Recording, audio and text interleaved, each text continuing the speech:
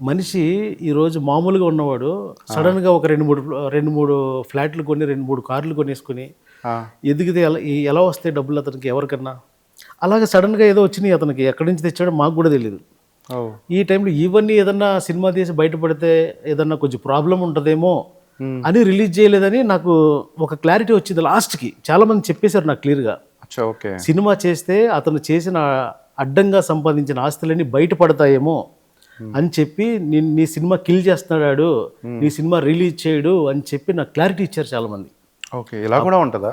అదేంటి ఏమో నాకు తెలియదు. మరి అప్పుడే ఇంకా సరిగ్గా రివర్స్ అయ్యా. ఇంకా సార్ నాకు ఇది సినిమా అర్థమైందా, ఇది వ్యాపారం చేయట్లేదు నేను, నా సినిమా నాకు కావాలి ఏంటి అని చెప్పేసి కొంచెం ఆఫర్ ఇచ్చా. నేను ఇవ్వను అన్నాడు. ఇంకొక ఆఫర్ ఇచ్చా, నేను ఇవ్వను అన్నాడు.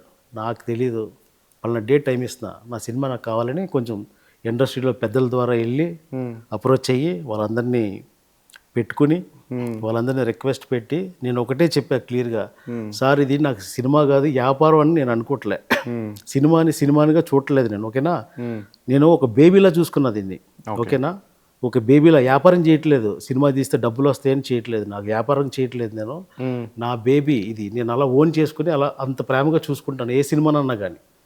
ఈ సినిమాను కూడా నేను అలాగే చూసుకున్నాను. అందులో ఫస్ట్ సినిమా నాకు కొంచెం ఎమోషన్ ఎక్కువ ఉంది దీని మీద.